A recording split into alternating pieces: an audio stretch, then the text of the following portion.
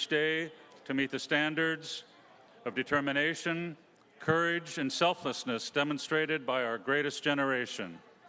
As such, these sailors, soldiers, airmen, Marines, and Coast Guardmen, with our many partner and allied navies, stand ready and resolved to defend and sustain the free and open Indo-Pacific earned in blood 75 years ago. Pass and review.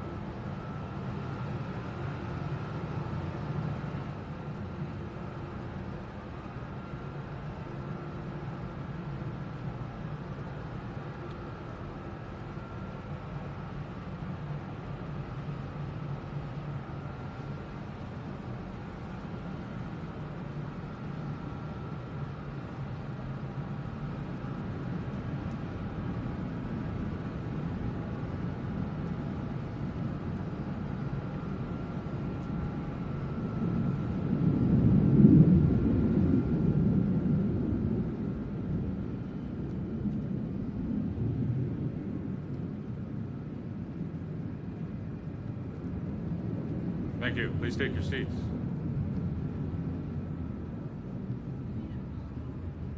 I did. I'll repeat. I'll repeat for all military personnel in uniform, this is an indoor, uncovered ceremony. Veterans, other distinguished guests, ladies and gentlemen, aloha and welcome to the Battleship Missouri Memorial here at historic Pearl Harbor.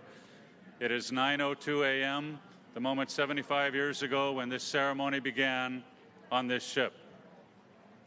As you may have heard and seen, the Legacy of Peace aerial parade by many World War II warbirds kicked off this morning's ceremony with just a short time ago across Oahu skies. My name is Michael Carr. I'm the President and Chief Executive Officer of the USS Missouri Memorial Association. It's an honor to serve in that capacity and to be your MC for today's ceremony as we commemorate a huge milestone, the 75th anniversary of one of the most significant events in history, the ending of World War II. First and foremost, I have the honor of welcoming our special guests, the World War II veterans who are with us here today. I'm going to name them individually and ask that you stand, if you're able, as your name is called, and remain standing. Please hold your applause till the end so we may honor them collectively for their service, for their courage, and for their sacrifice. Mr. Refugio Alcon, Victor Ariola, Oscar Bangui, Saldme Calderon, Walter Ching, Jack Detour, Paul Newman, Wendell Newman, Theodore Richardson, Arthur Schack, Lambert Y., and Joseph Young. Ladies and gentlemen, our World War II veterans.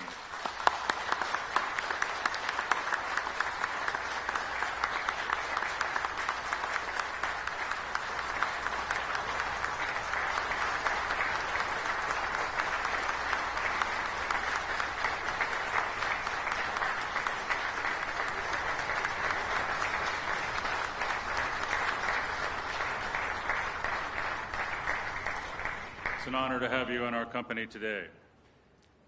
The following World War II veterans also call Hawaii home, but unfortunately were unable to join us in person for today's ceremony. I'd like to take just a moment to recognize them by name. They are Julio Ramon, Arthur Ching, Raymond Ching, Narzal Concepcion, Rodrigo Diaz, and William Lum. Next, I want to recognize our World War II veterans who had made plans to travel from the mainland and join us here today on the Battleship Missouri Memorial, including 14 veterans who witnessed the ceremony on September 2nd, 1945. In the end, these heroes were unable to travel due to concerns for their health as a result of the COVID-19 virus. We're very saddened to have to make that call, but it was done for the sake of their health. Please turn your attention to the screens as we honor them.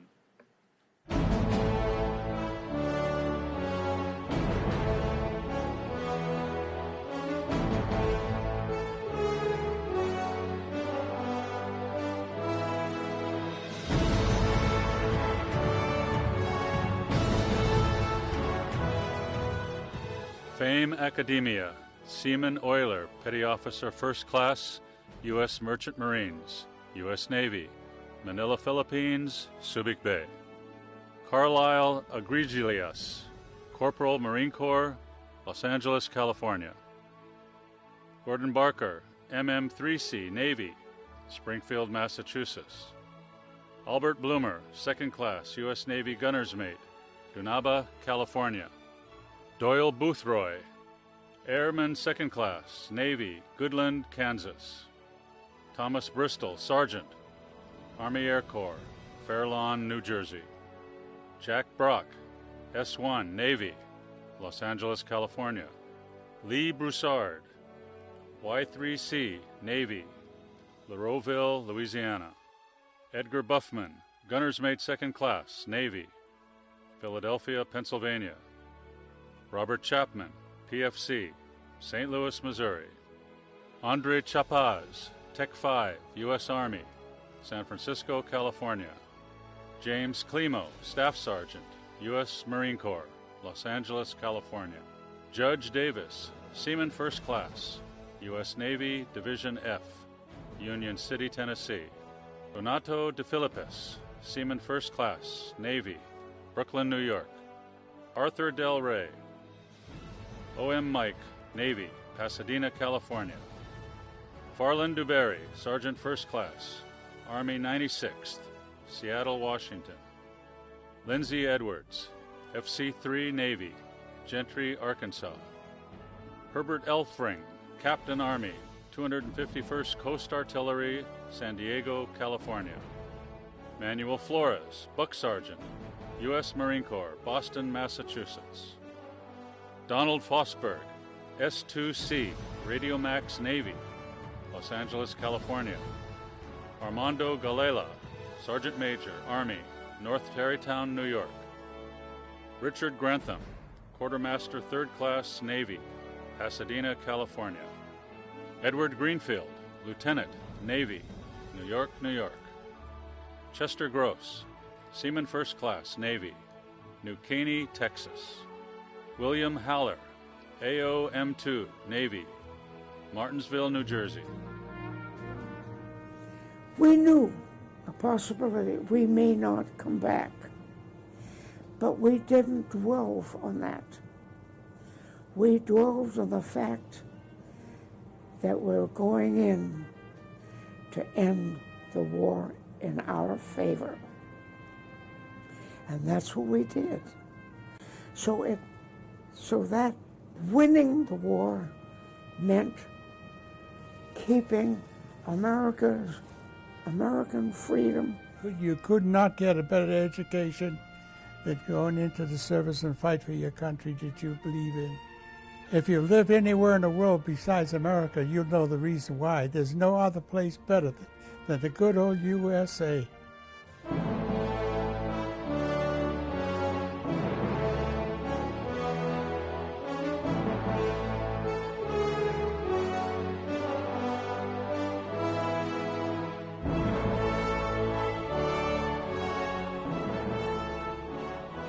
Elmer Haley, pharmacist, mate, 3rd class, Navy Medical Corpsman, Huntsville, Missouri.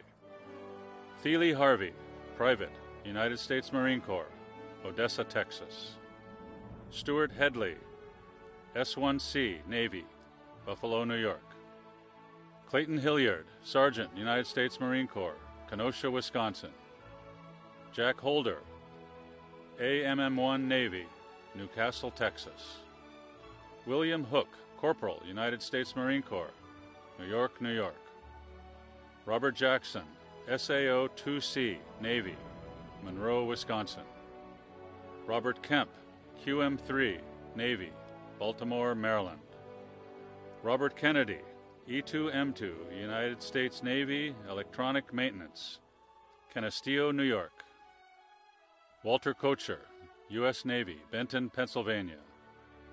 Dean Ladd, Lieutenant Colonel Marines, Spokane, Washington. Elmer Larson, Staff Sergeant, Army Air Corps, Marinette, Wisconsin. Leo Ligoy, RT-3 Navy, Reno, Nevada. Joseph Leonetti, F-1 Class Navy, Chicago, Illinois.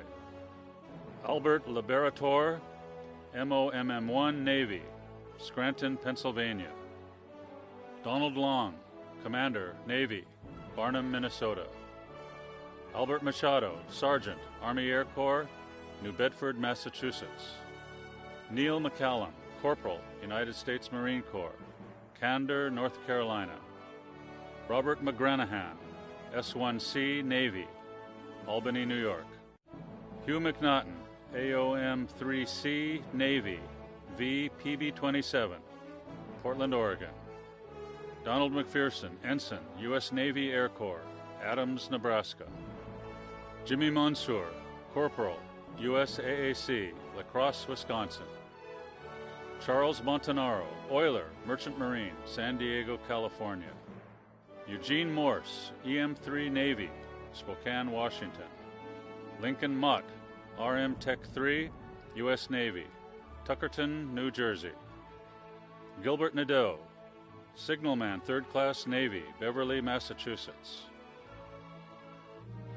They were starting to go up in a V, and some guy caught it, and he jumped up. He says, "The war is over!"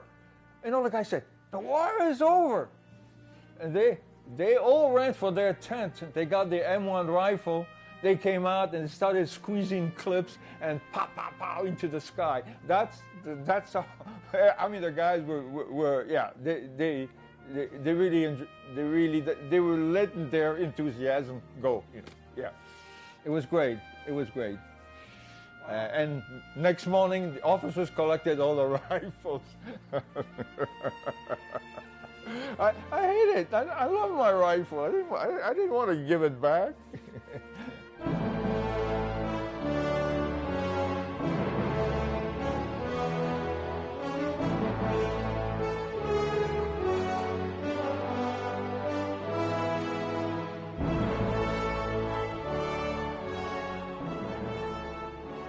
Robert Nichols, Machine Gunner, U.S. Navy, North Adams, Massachusetts.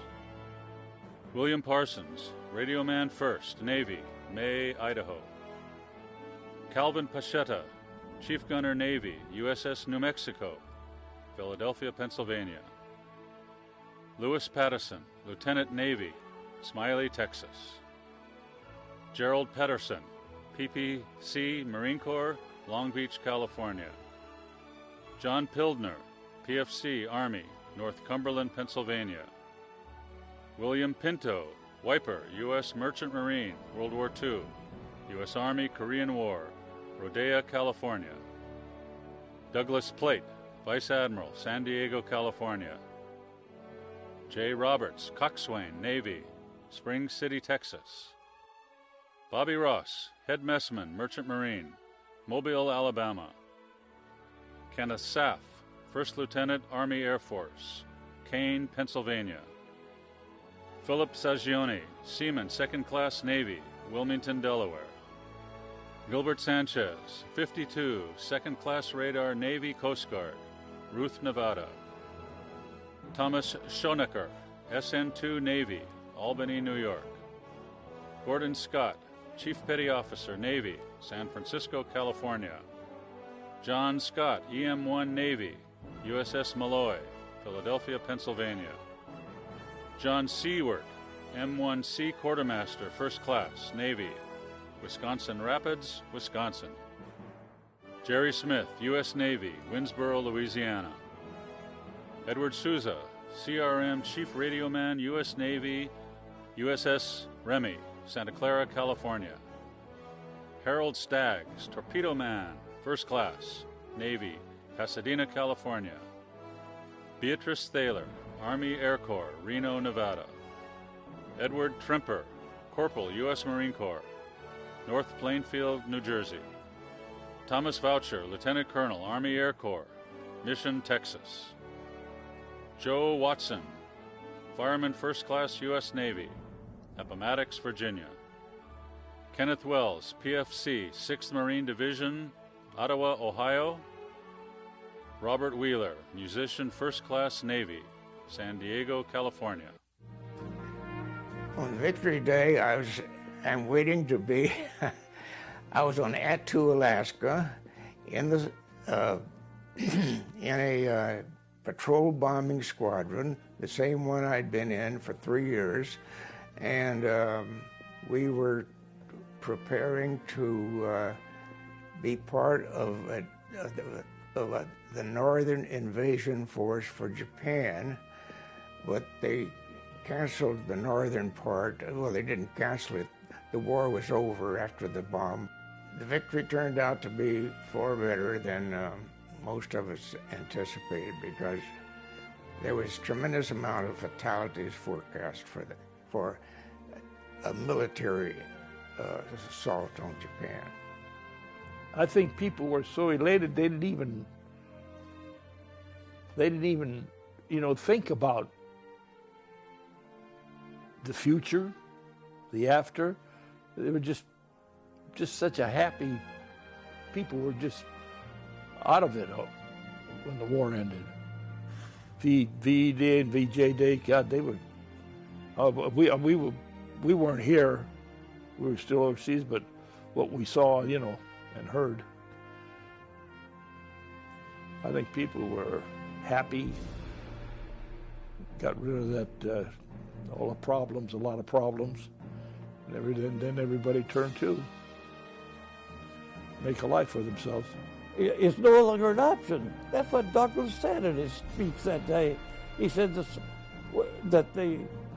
the history of trying to solve international relations through war isn't going to be possible anymore. And it isn't possible until we go and not just pursue peace, but peace more than the absence of violence is peace where all people and all nations have the same goals that we have as a nation, but which we have it as a goal, but we haven't put it into practice.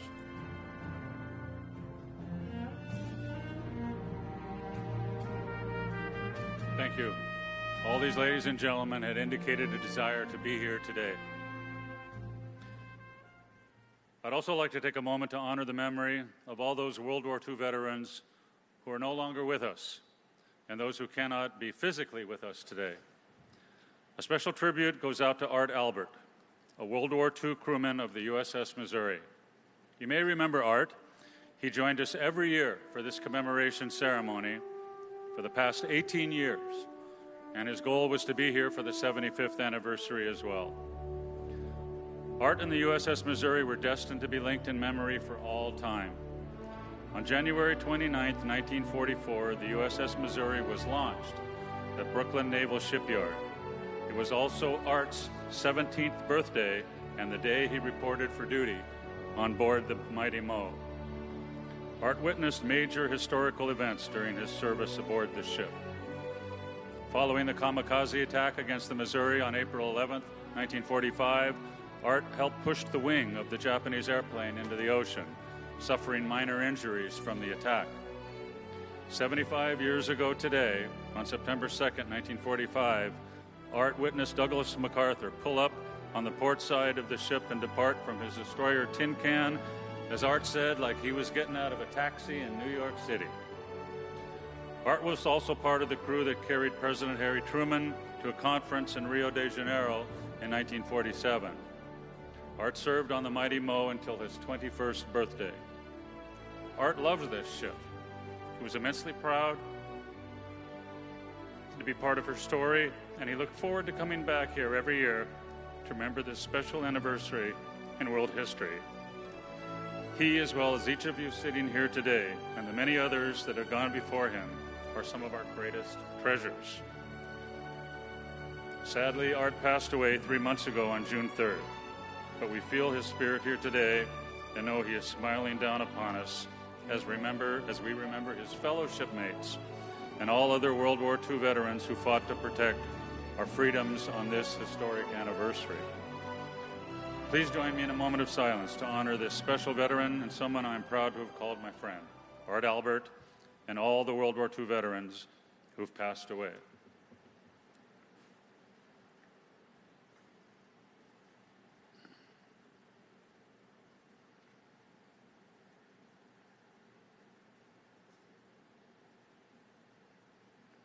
Thank you so much. We're honored to have many other dignitaries joining us this morning that I'd like to recognize at this time. Please hold your applause until all the parties have been mentioned. Governor David Ige, who will be offering the opening remarks for today's ceremony of commemoration and honor. Our distinguished guest speaker, Admiral Phil Davidson, Commander of the U.S. Indo-Pacific Command. And delivering the keynote address for today's ceremony is Secretary Mark Esper, the U.S. Secretary of Defense. Please recognize them.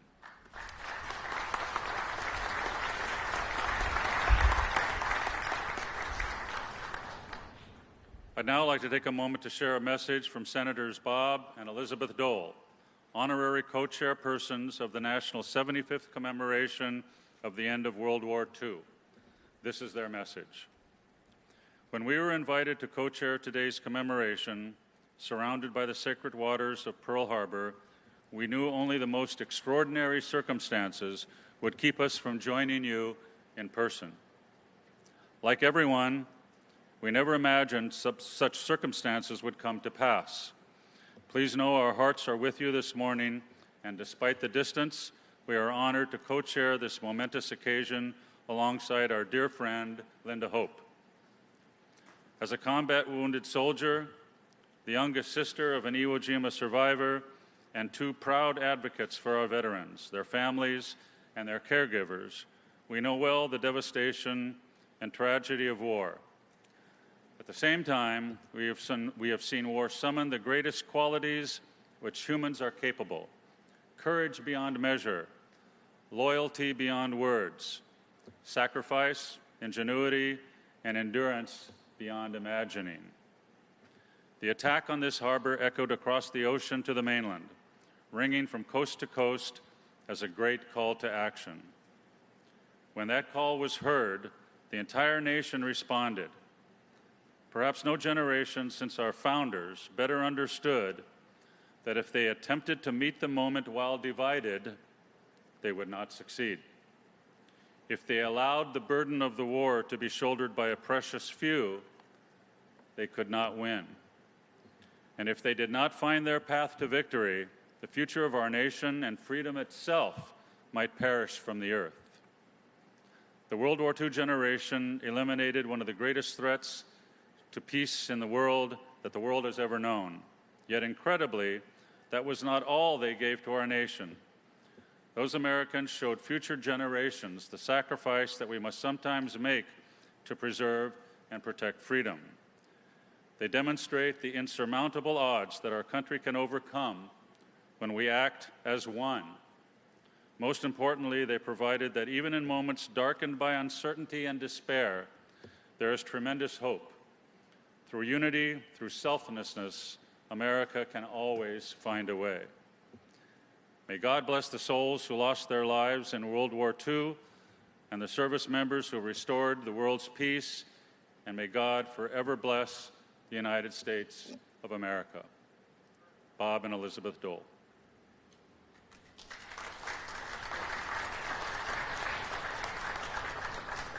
Next, please join me in welcoming the co-chairs of the 75th World War II Committee, General Darrell Wong and Captain Steve Colon, and other members of the committee. Please stand.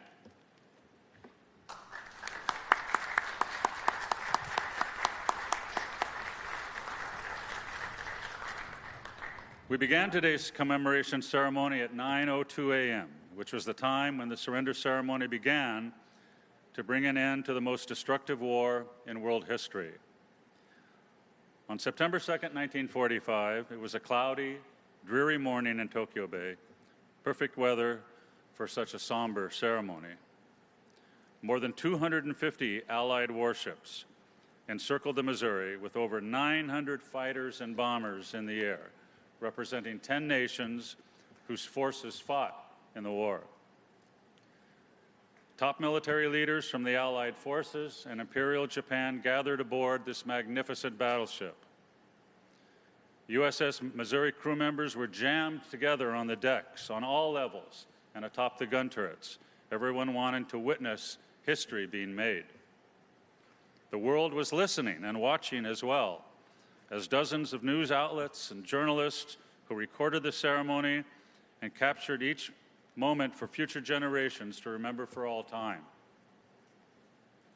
Now, if you're able, please rise for the parading of the colors and remain standing for the performance of our national anthem and Hawaii Pono'i. Colors will be administered by the U.S. Indo-Pacific Command Honor Guard. Our national anthem will be performed by MU2 Emily Kershaw, along with music by the United States Pacific Fleet Band, and Hawaii Pono'i by the United States Marine Corps Forces Pacific Band, sung by Julius Mina. Today is also a celebrated day in Hawaii's history. On this day, September 2nd, 1838, Queen Liliuokalani was born. She was the last and only queen regnant of the last sovereign monarch of the Hawaiian Kingdom. Color Guard, parade the colors. Color Guard, attention, forward, march. Left, left, left, right, left, left, left, left, right, left, left, left, left, right, left, left. Mark time, march. Left, left, left, right, left, left turn, march.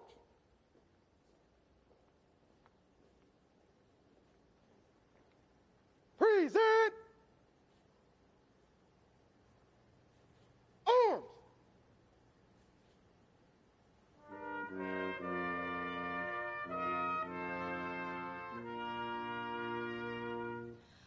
Oh, say, can you see by the dawn's early light what so proudly we hailed at the twilight's last gleaming, whose broad stripes and bright stars through the perilous fight o'er the ramparts we watched were so gallantly streaming, and the rocket's red glare, the bombs bursting in air, gave proof through the night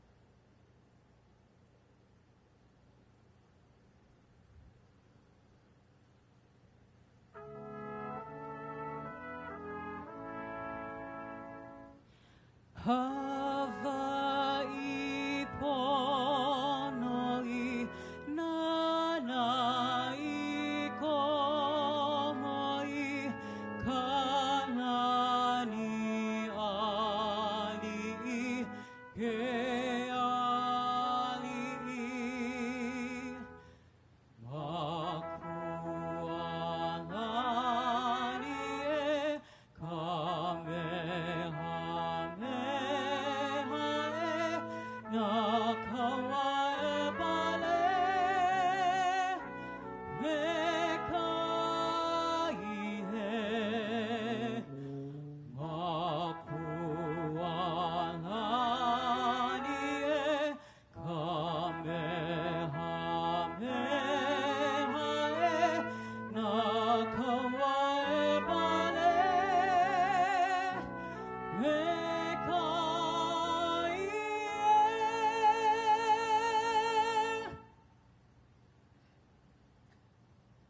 Color guard, post the colors. Ready, two. On seat, color. Forward, march. Left, left, left, right, left, left, left, left, right, left, left, left, left, right, left. Mark time, march. Left, left. Detail, hold. Right, pace. Ready, hit. Post.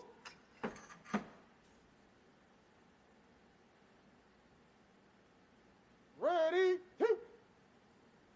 Left, pace. Forward, march. Left, left, left, right, left, left, left, left, right, left, left, left, left, right. Mark time, march. Detail, hold. Colors, face. Forward, march. Left, left, left, right, left. Offering the Queen's Prayer this morning is Marlene Sy.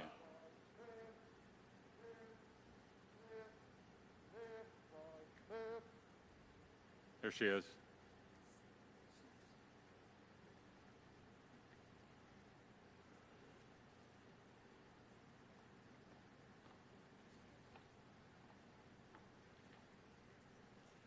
Lydia Kamakaeha, Lili Uokalani, our last reigning monarch of Hawaii, born on September 2, 1838.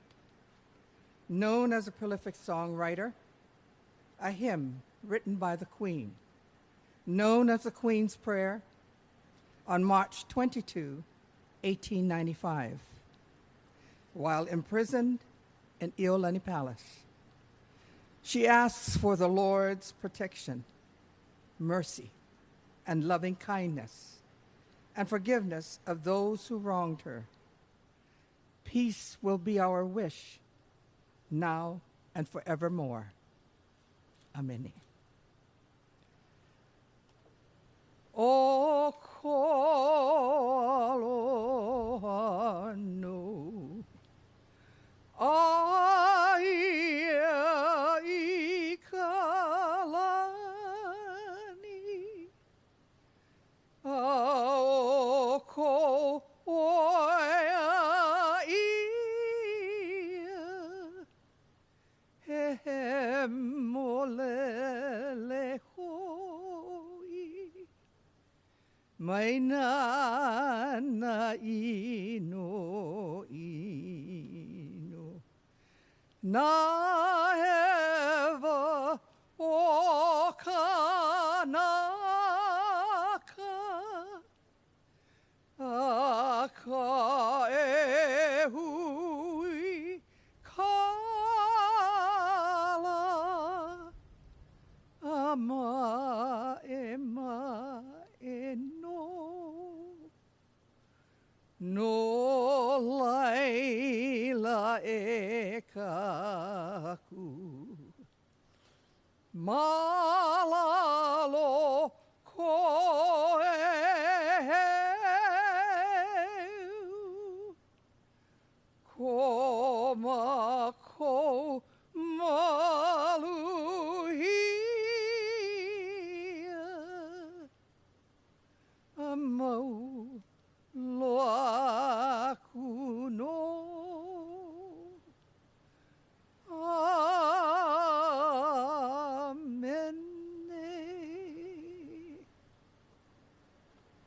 Thank you, Marlene. Please be seated.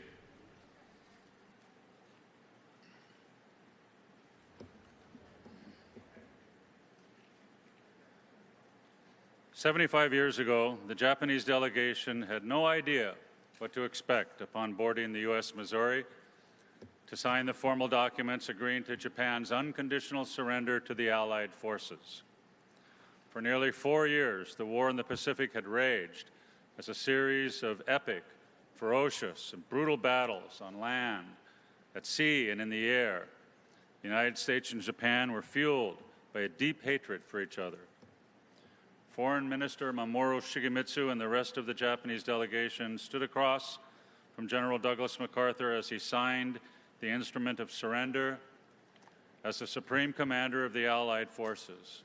Then the following countries also signed in this order: Fleet Admiral Chester Nimitz for the United States, General Su Hyung Chang for China, Admiral Sir Bruce Fraser for the United Kingdom, Lieutenant General Kuzma Derevyanko for the Soviet Union, General Sir Thomas Blamey for Australia, Colonel Lawrence Moore Cosgrave for Canada, General de Corps d'Armée Philippe Leclerc from France, Lieutenant Admiral C.E.L. Helfrich for the Netherlands, and Vice Air Marshal Leonard M. Isett for New Zealand. The ceremony, though, was not one of vengeance or hatred. Instead, the Japanese delegation heard words advocating for a lasting peace that would plant the seeds for a bond of friendship that has grown stronger with each generation. With the rest of the world listening intently, General MacArthur not only brought an end to the bloodiest war in modern history, he also set the tone for the peace and friendship between the U.S. and Japan that continues 75 years later. We'll now play a video of General MacArthur's remarks from the surrender ceremony. I encourage you to listen carefully to his chosen words and imagine the significance of their meaning when they were delivered, just days after the fighting had ended.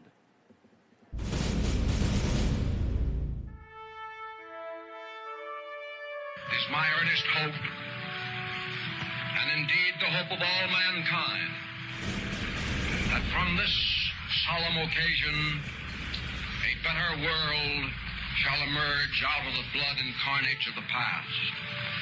A world founded upon faith and understanding.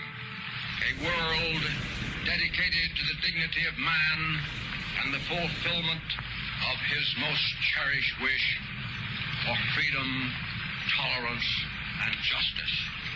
As Supreme Commander for the Allied Powers, I announce it my firm purpose, in the tradition of the countries I represent, to proceed in the discharge of my responsibilities with justice and tolerance, while taking all necessary dispositions to ensure that the terms of surrender are fully, promptly, and faithfully complied with. Let us pray that peace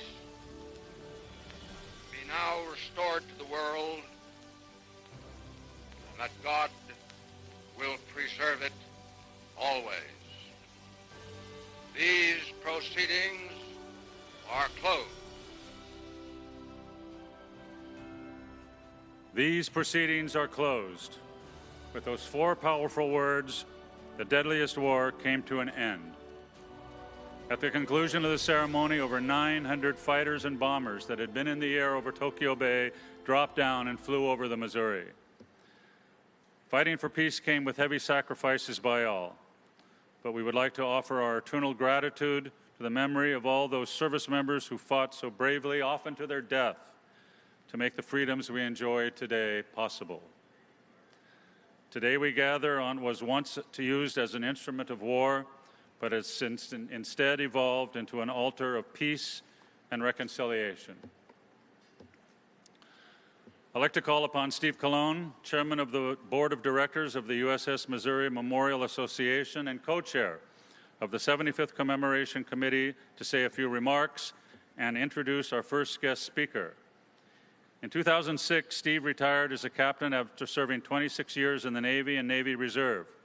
One of his career highlights includes serving aboard the USS Adroit during Operation Desert Storm as the operations officer as they escorted the USS Missouri into combat operations in support of the ground war and witnessed the mighty battleship's 16-inch guns firing. Steve now serves as president of Hunt Development Group, LLC's Hawaii Division. Please welcome Steve Colon.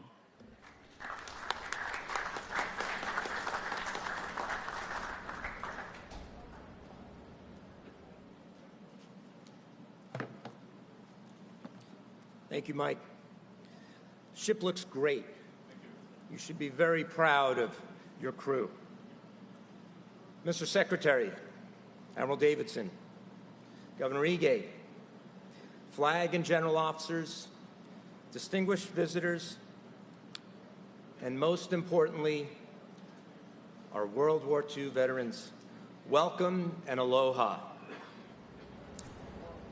On behalf of the USS Missouri Memorial Association, it is an honor to welcome you, as well as those joining us from all over the world, to remember this momentous day in our nation's history.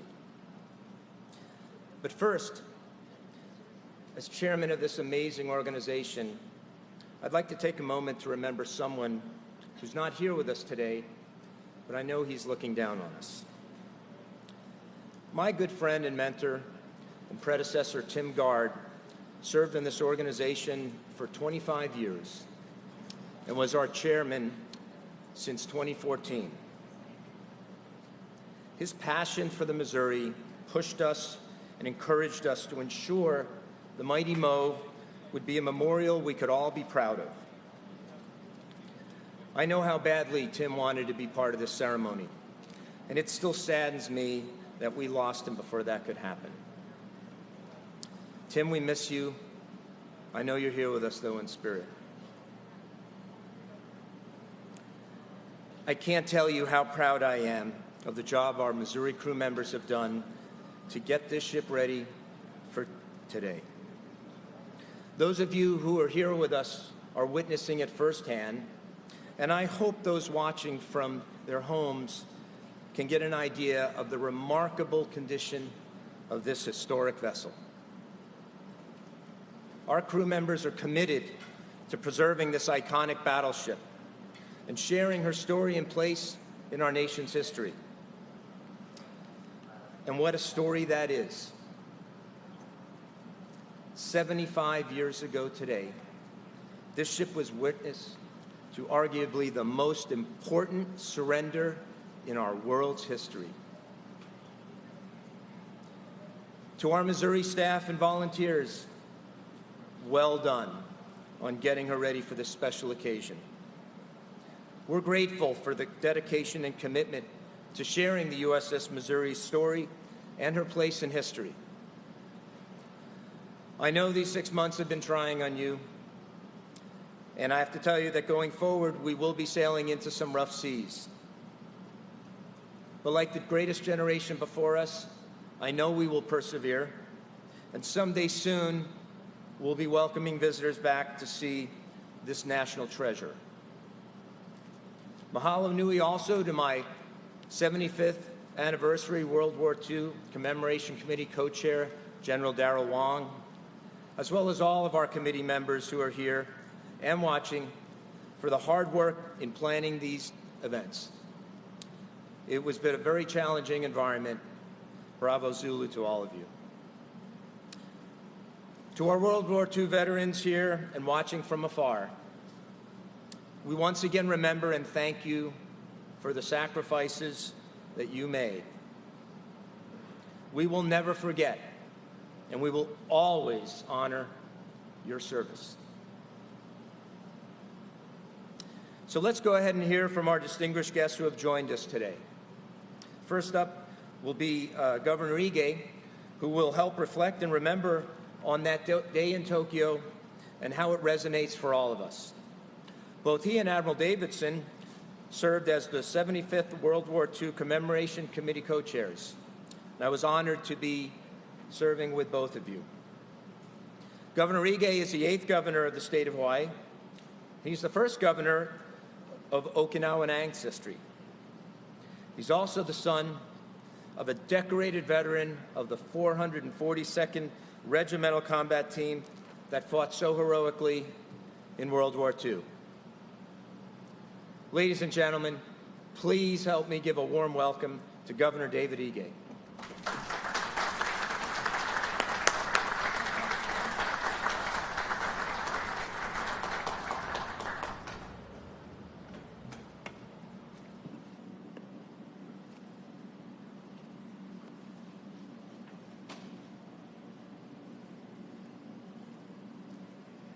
Good morning. It is my honor to welcome everyone, both here and across the nation and the world, to the USS Missouri. On this day, on this deck, 75 years ago, we marked the end in the Pacific theater of a great global war that touched every man, woman, and child of my parents' generation. The war took the lives of so many on all sides, leaving a vacuum in the roles of those who could have been, who should have been, our scientists, teachers, community leaders, farmers, and shopkeepers. They should have been our classmates, our neighbors, and our co-workers. They were our sons and daughters, our brothers and sisters, and our fathers and mothers. Victory came at a high price, paid by those who suffered and died on the front lines, as well as by those who endured hardship and uncertainty on the home front. It was won by an abiding belief in freedom and democracy, and by the strength of character, courage, and resilience that defied all odds. It was won by a generation defined as the greatest, not only by what they achieved in war, but by the peace and prosperity they created after it. Their legacy is the hope and the world order they passed on to all of us. Like Hawaii's late Senator Danny Noy, my own father, who served in the famed 442nd Regimental Combat Team, they returned home to fulfill the promise of citizenship and contribute to a life where all things are possible for everyone. Like you, I stand on the shoulders of all of these men and women and can stake my claim to life, liberty, and the pursuit of happiness because of their actions. After the war, they transformed their fight against tyranny into a life based on the democratic values and purpose, showing us that democracy must not only be defended at all costs, but lived along all avenues by you and me doing what we do each and every day. That is vigilance. That is resilience. That is courage. We look at history because it tells us where we've been. We study history because it teaches us how to discover where we want to go. I don't have to tell you that this remembrance has been dramatically scaled back from original plans because of the ongoing pandemic. And perhaps that's for the best. In moments like these, we tend to get caught up in the pomp and circumstance and sometimes forget the real reason why we gather, all of these veterans. Moreover, we tend to toss the label hero around freely these days, but these veterans truly exemplify the strictest definition of heroic. Their actions stand up to the rigid test of the heroic, and their lives set an example for all of us to follow. Some compare fighting a pandemic akin to fighting a global war. That may or may not be an accurate comparison. What I do know is that we cannot go wrong in following their example in the face of any adversity.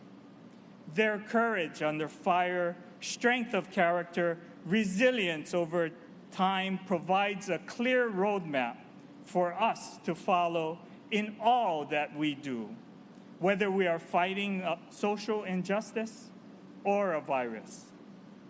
And so there remains only one thing left for us to say to them. Thank you. Thank you.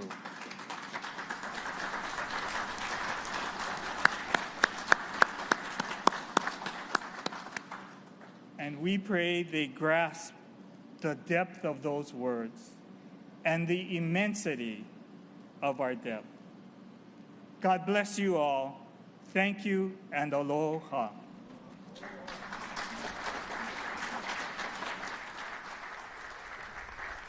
Thank you, Governor Ige. I'd also like to recognize Dawn Amano Ige, Governor's wife, who's with us today. Mrs. Ige.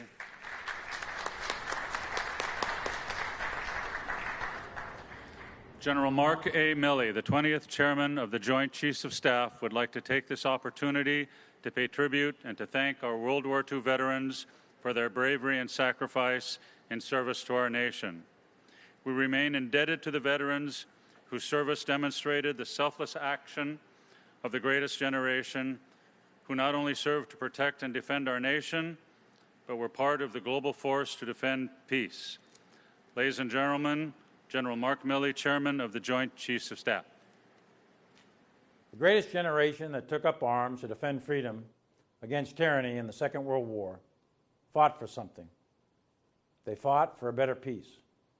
And from the ashes of the destruction and bloodshed of that war, that terrible war, they established a rules-based global order rooted in political and economic liberty that has stood for over 7 decades. My father and mother are part of that generation. My father trained here in Hawaii, on Maui, and from here made the assault landings at Kwajalein, Saipan, Tinian, and Iwo Jima with the 4th Marine Division, while my mother served at a Navy hospital in Seattle, taking care of the wounded, coming back from the Pacific Theater.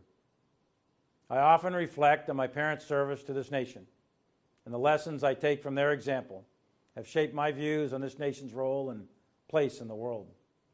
My parents instilled in me a sense of service and an understanding of how lucky I am to be an American, how lucky I was to grow up in a country where we have freedoms of speech, press, religion, and all the other rights that we enjoy on a daily basis. Today, those with firsthand knowledge of World War II are becoming fewer and fewer.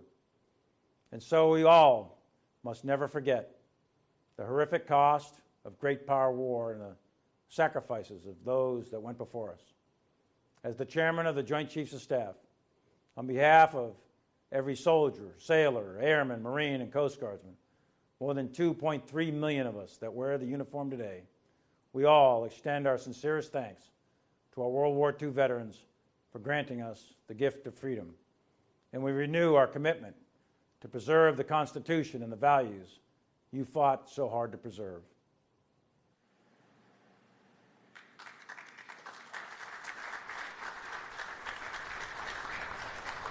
We're honored to have one of our honorary Blue Ribbon Leadership co-chairs with us today, Admiral Philip Davidson, Commander, U.S. Indo-Pacific Command, America's oldest and largest military combatant command.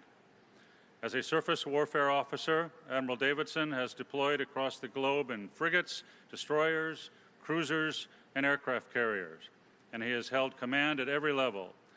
At U.S. Indo-Pacific Command, he is responsible for all U.S. military activities in the Indo-Pacific, covering 36 nations, 14 time zones, and more than 50% of the world's population.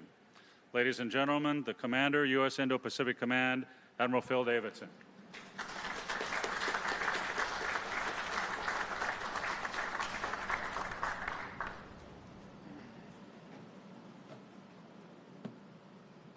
Aloha and good morning. I would like to begin by thanking all the members of the 75th World War II Commemoration Committee for safely bringing these phenomenal events together in this environment. We are honored today to have the Secretary of Defense here with us to help commemorate the occasion, as well as his wife, Leah. Thank you, Mr. Secretary. We're grateful that you could both be here today. I'd like to thank General Milley for joining us virtually and for his moving remarks. And of course, thank you, Governor Ige, for your inspiring words.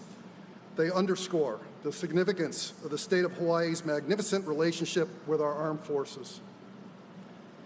As we celebrate the 75th anniversary of the end of World War II and our Allied victory in the Pacific, we remain forever indebted to our World War II veterans. They helped defend the world from tyranny. We are deeply honored that those from Hawaii, some of those very same veterans, could join us today in person, with many more joining us virtually around the globe. And indeed, the rest of them are here with us in spirit on the historic deck of the USS Missouri. This battleship, both signal of strength and symbol of peace, owes much of its legacy to the 33rd President of the United States, Harry S. Truman. It was hardly a surprise when President Truman selected the USS Missouri as the formal site to officially end the war. After all, the proud Missouri native's only child, Margaret, served as this ship's sponsor. And President Truman spoke at this ship's christening and also attended her commissioning. Well, one can only imagine how President Truman hoped the pride and joy of his home state would live on in the hearts and minds of Americans for years to come. And I mention this for two important reasons. First, to highlight that the Mighty Mo, this iconic American museum today, is the epitome of the arsenal of democracy that willed us to victory. In part, honoring the men and women of our greatest generation who supported the war effort in factories and shipyards across the country. And of course, the second reason is to provide a clear reminder of how the history of September 2nd, 1945 lives on. September 2nd is the day that the United States and our allies turned tragedy into triumph, violence into victory, fighting into freedom, loss into liberty, and peril into peace. A day that marks the very beginning of the rules-based international order, an order responsible for some 75 years of peace, prosperity, and security that helped not only to liberate hundreds of millions, but to lift billions out of poverty, and all to a level of prosperity previously unseen in human history. Certainly, the post-war period of regional peace and stability must not be taken for granted. Today, the world faces great challenges. You heard Governor Ige talk about the coronavirus pandemic. But as well, an emboldened Communist Party of China seeks to change the world to one in which Chinese national power is more important than international law. Beijing is using a whole-of-party approach to coerce, to corrupt, and to contest the rules-based international order. Today, as we address the strategic threat of China and the other security challenges throughout the Indo-Pacific region, the memory of our greatest generation lives on. It lives on in our soldiers, our sailors, our airmen, Marines, and our Coast Guardsmen today. Each and every day, we remember our World War II heroes, and we pay tribute to them by continuing to defend the values of a free and open Indo-Pacific, to keep America, our allies, and our partners free from tyranny, and defend our shared values, our inalienable rights of life, liberty, and the pursuit of happiness. May God bless all the veterans of World War II the men and women of the armed forces, the great state of Hawaii, and indeed, may God bless the United States of America. Thank you.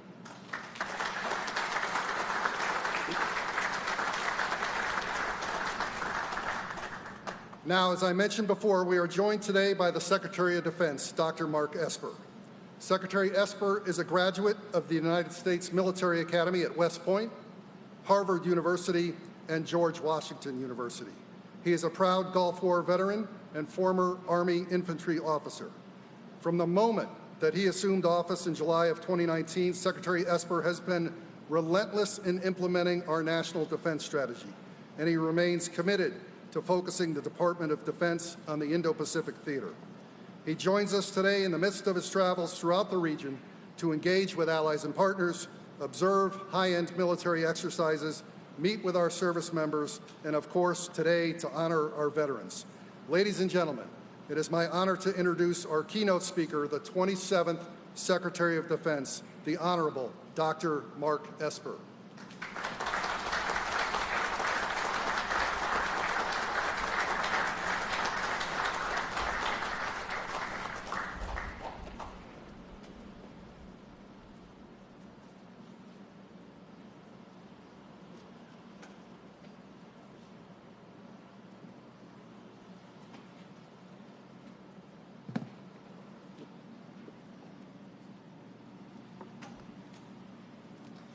Aloha, everyone, and thank you for joining us on this special day. Thank you, Admiral Davidson, for that kind introduction. Thank you, General Milley, for your words, and thank you, Governor Ige, for the warm welcome and hospitality. On behalf of President Trump, thank you all for being here today. It is my great honor to be on the deck of this historic ship as we commemorate the 75th anniversary of the end of World War II and commemorate and reflect on the sacrifices and victories of our service members and allies who helped fight for and secure peace.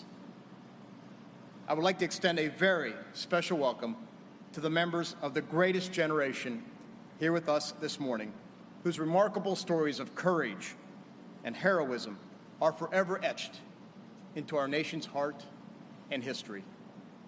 It is because of your selfless service and your sacrifice that we live in peace and prosperity today. And it is your legacy that inspires us in our efforts to uphold the freedoms and values for which you so nobly fought. Thank you all very much.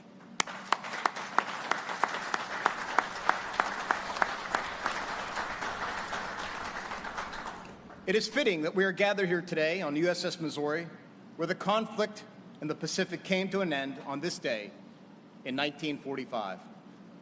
This ship, which was built for war, has since been dedicated to peace and reconciliation. It now rests in the very harbor where more than 2,400 Americans paid the ultimate price nearly 8 decades ago at the beginning of World War II.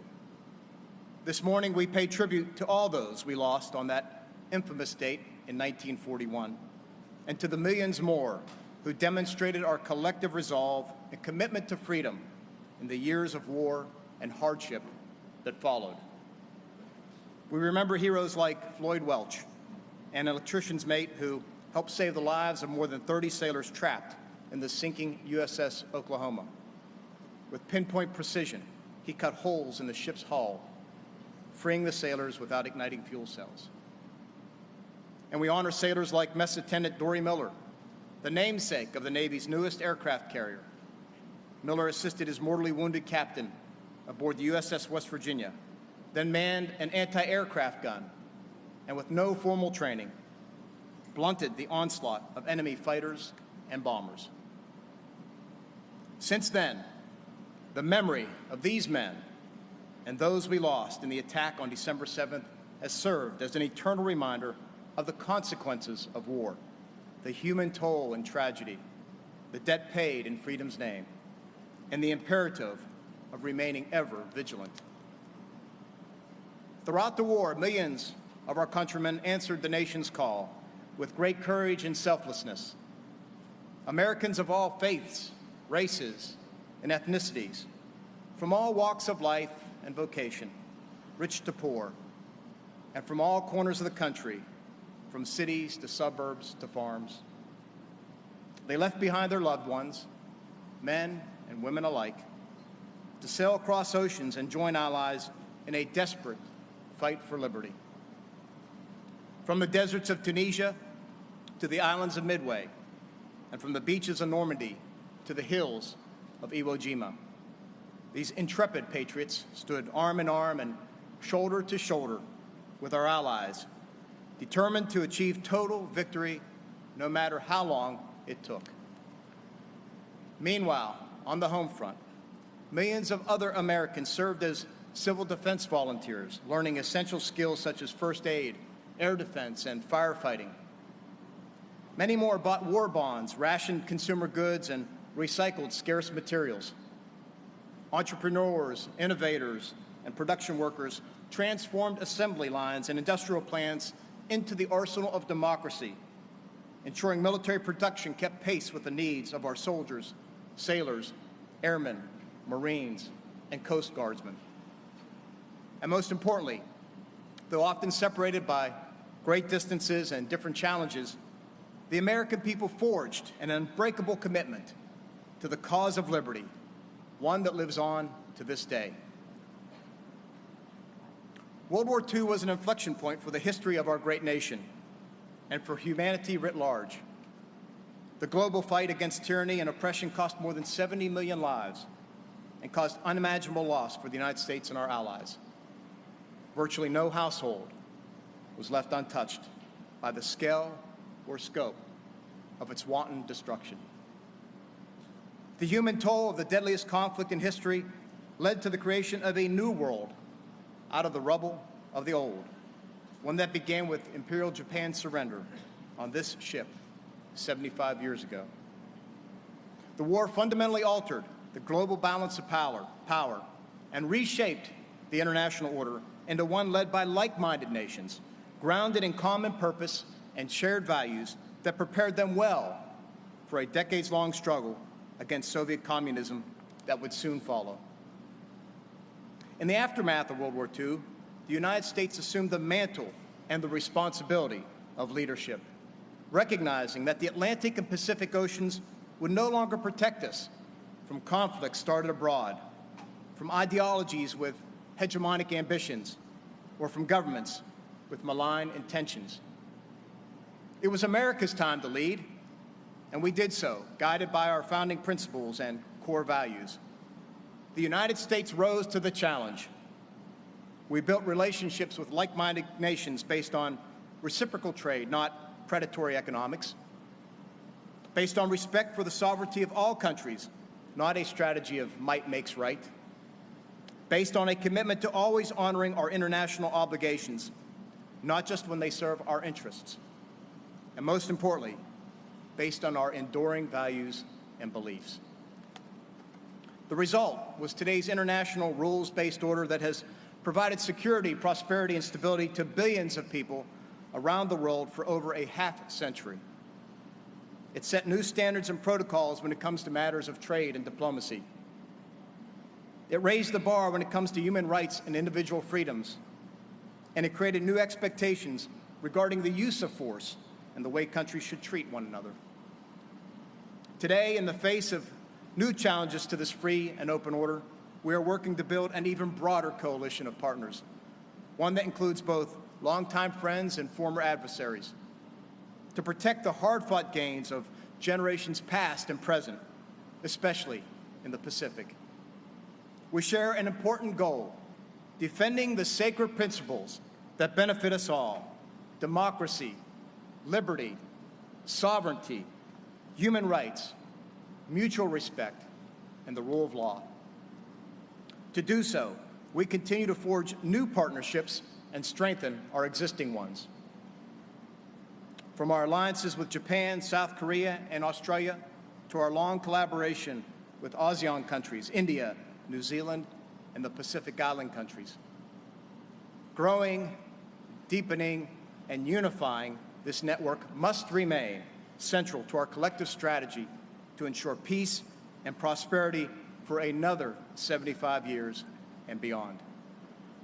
We welcome every nation, especially those that have benefited most from today's international system, to join us in this effort. For decades, the United States and our partners have based our efforts on the belief that today's free and open order, however imperfect, is worth fighting for. And while this system has largely remained intact, we cannot take it for granted or leave its future up to chance.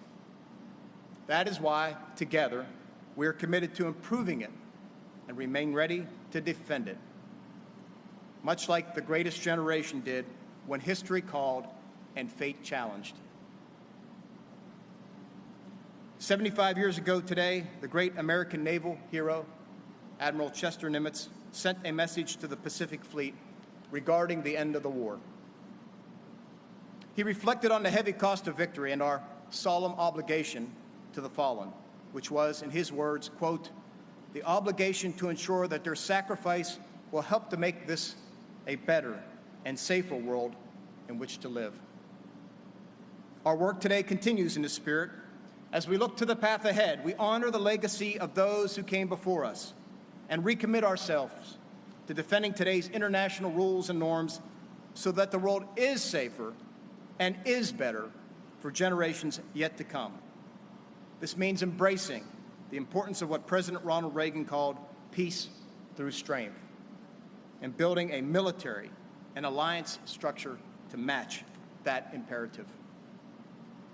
The United States' commitment to the world today is the same one we made to the freedom-loving people of the world in 1941, that we will remain ready to fight any foe and defend any friend, and that we will safeguard our values and all that we hold dear at every turn, in every place.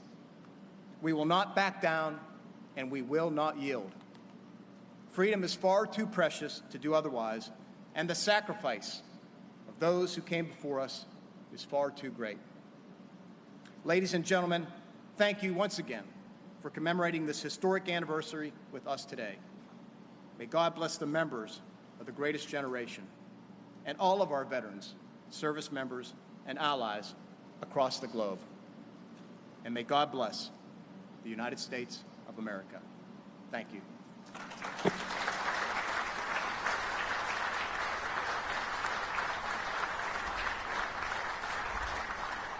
God bless America, land that I love.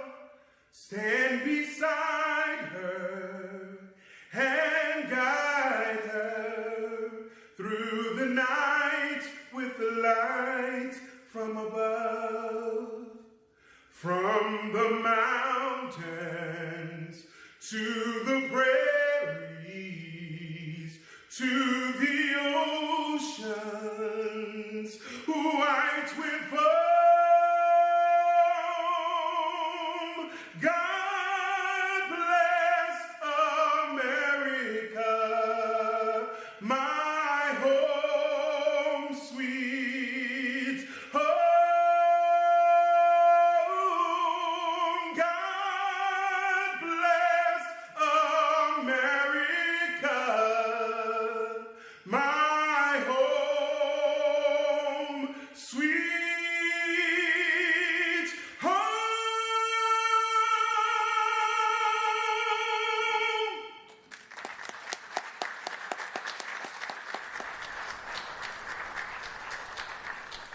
Thank you, Secretary Esper, for today, and also like to acknowledge his wife Leah, who is joining us this morning. And thank you, Admiral Davidson. We'd also like to acknowledge your wife Tracy, who is also with us today. There's actually a third reason why the Davidsons are so fond of this ship. That's because they're both from St. Louis, Missouri. As such, they love this ship. Our thanks also go out to General Wilson, a retired petty officer, first class for the United States Navy, and his wonderful performance of an iconic song that's an inspiring favorite for us all.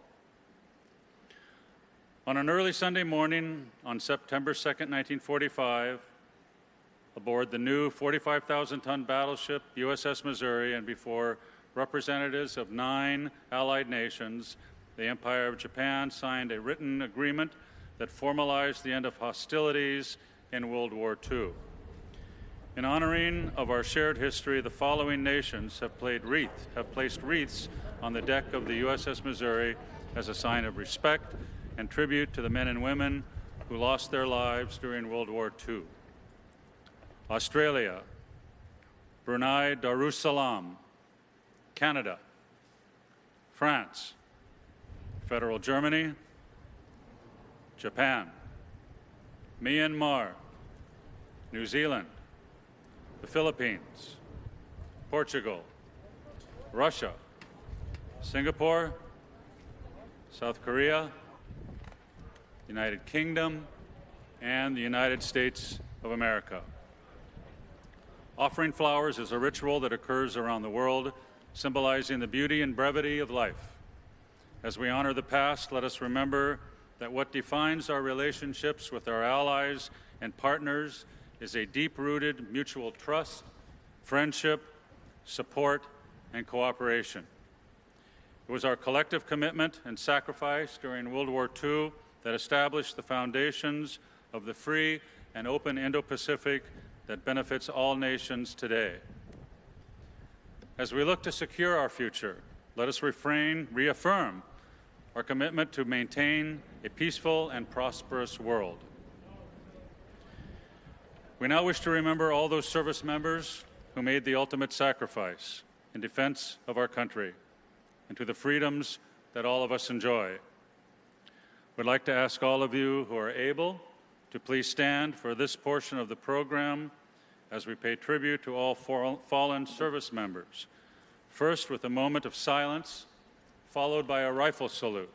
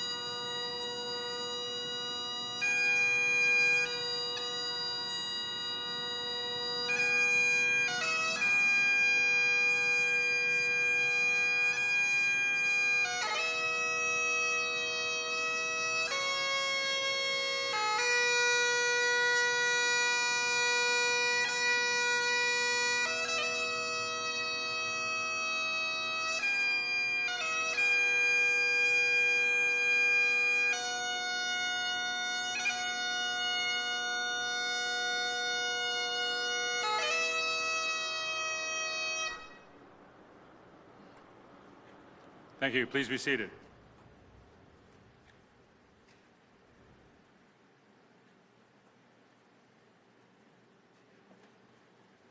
As our ceremony draws to a close, we thank all of you for joining us this morning to commemorate the 75th anniversary of the end of World War II.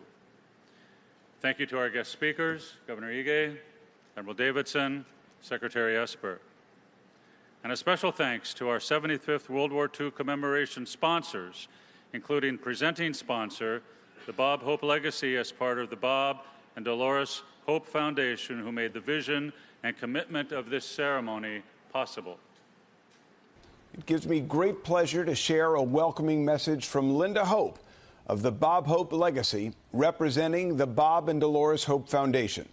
Their generous support of the World War II 75th commemoration ensures that the legacy of all veterans continues to inspire and motivate our children, those who are destined to lead our future. World War II was a pivotal moment in American and world history. When the freedom of the world was threatened, millions of Americans rose to its defense.